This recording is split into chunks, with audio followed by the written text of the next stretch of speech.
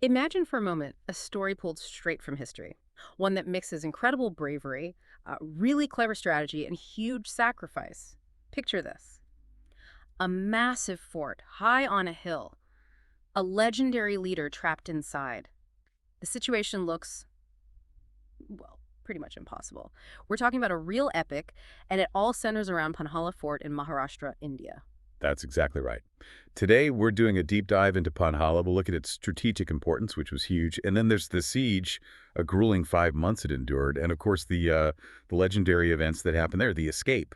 Our mission really is to pull out the key insights from the sources we have, give you a shortcut, to understanding why Panhala is such a symbol of Maratha endurance, sacrifice, and brilliant strategy. You'll hear some amazing facts and powerful stories. Yeah, you used the word crucible before we started, and that really captures it, doesn't it? The intensity.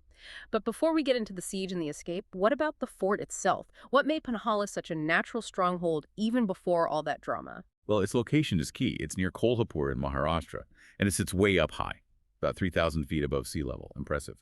And it wasn't just a large fort. It was the largest in the whole Deccan region. Think about that. So it naturally became this command center for South Maharashtra. Its size, its height. It was a massive strategic advantage for controlling the area, the trade routes. Right, so it makes sense why everyone wanted it. And it wasn't just built yesterday, right? It had a history before Shivaji Maharaj came along. Oh, absolutely. A long history. Originally built by the Shilahara Dynasty, then used by the Yadavas. But crucially, just before Shivaji's time, it belonged to the Adilshahi Sultanate of Bijapur. And it was managed by their powerful general, Siddi Johar. So yeah, a very coveted prize, and you can see why it became such a flashpoint. Okay, so enter Shivaji Maharaj. He captures Panhala in 1659, right after that big win against Afzal Khan. Takes it straight from Siddi Johar and the Adilshahi.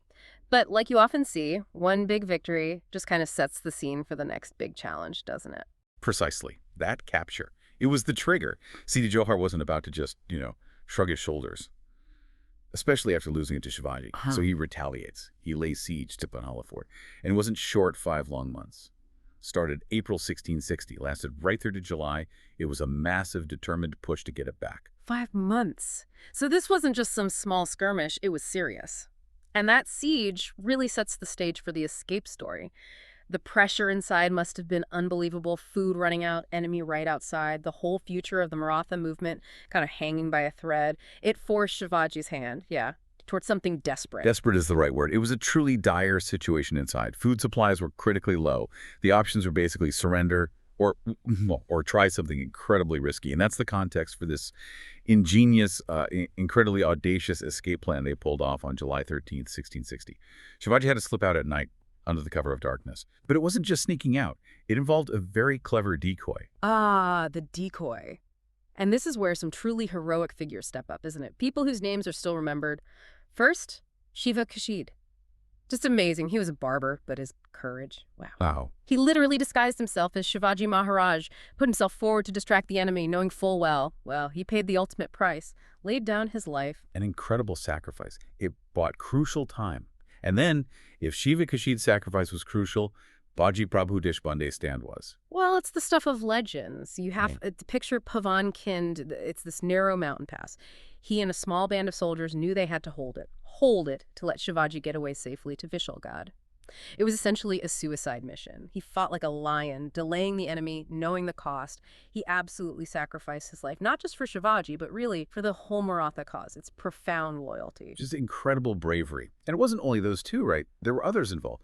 Morapant Pingle, he played a part too, helping with counterattacks after the escape, keeping the enemy off balance. Exactly. Yeah. Morapant Pingle helped secure the aftermath, ensuring the enemy couldn't immediately reverse the situation. And we absolutely have to mention the Maval warriors. These were the local soldiers, the backbone of Shivaji's army. They knew the terrain, incredibly agile, fiercely loyal. Their resilience inside Panhala during those 5 months of siege, absolutely vital. They held the fort under terrible conditions. So Shivaji makes it to Vishalgad. He survives. Yes. And that survival wasn't just, a personal win. It meant he could regroup. And later on, he actually comes back and recaptures Panhala Fort. And then he transforms it. Right, and that transformation, it seems like it leaned heavily on the fort's actual design, its architecture. It wasn't just a backdrop. The way it was built played a role in everything, didn't it? In the defense, even in the escape. Oh, absolutely. The fort's architecture is central to its story. Take the Teen Darwaza, the main gate. It's described as massive, imposing. It wasn't just a gate. It was designed to be a death trap for attackers, funneling them in. You can almost feel the history there. And the Andar Bhavati, the hidden well, that sounds like something out of a movie. It really does. But it was real. More than just water storage. It had hidden tunnels, secret exits. And the sources say these were specifically used during the siege for the escape. It shows incredible foresight and design building in ways to evade, not just defend. Wow. And the Amberkhana, the granaries. Yes, huge granaries. The Amberkhana tells you something important about Maratha strategy. They knew sieges were likely. Building massive food storage meant they could endure long sieges. It was about self-sufficiency built right into the stone, turning a potential weakness being besieged into a chance to show endurance. So foresight was key. And there were other parts too, like Dharmakothi and Sajakothi, used for meetings, storage, lookout. Exactly. These show it was a fully operational hub, a command center, not just walls and towers. The design supported its function during the siege and, importantly, afterward too. Which brings us to what happened after Shivaji recaptured it. He didn't just move back in, did he? No, not at all. He fundamentally reimagined Panhala's role. He invested heavily in making it even stronger, fortified the walls, strengthened the gates, improved water storage, really cemented it as a key defensive position. And made it a proper southern military HQ, projecting power into the Deccan. Precisely. It became a major military outpost. And more than that, a logistical hub. He filled those granaries, stockpiled weapons. It became self-sustaining, vital for his ongoing campaigns further south. And he governed from there too, appointing officers for the region. Yes. He established his administration there for the Kolhapur-Malkapur area, appointed trusted people, solidifying his control. And interestingly, he also focused on restoring the temples inside the fort, renovating them, maintaining them. It shows his approach was about more than just military might. It included cultural and religious aspects, too. So when you put it all together, the strategic location, the siege, the incredible escape, the sacrifices, the architecture, and then Shivaji's enhancements, what does this whole story really tell us? What's the core message about, say, the Maratha spirit? I think it tells us a story of incredible resilience, of endurance against the odds. It speaks volumes about sacrificed people like Shivakashi, Baji Prabhu Deshpande, and of course, strategic brilliance. Shivaji's plan, his leadership. It turned a desperate situation into, well, one of the most dramatic escapes and counterattacks in Indian history.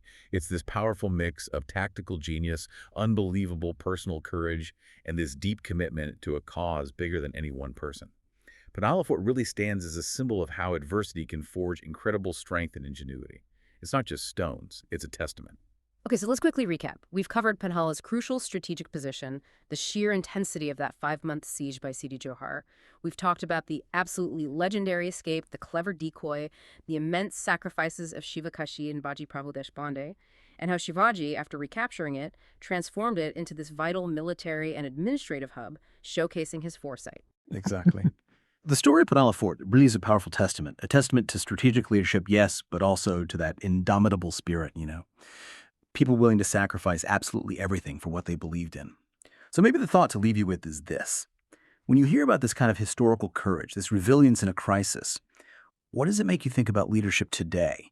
What does it tell us about the lengths people will go to, the ingenuity they can find when faced with odds that seem completely insurmountable? Something to reflect on.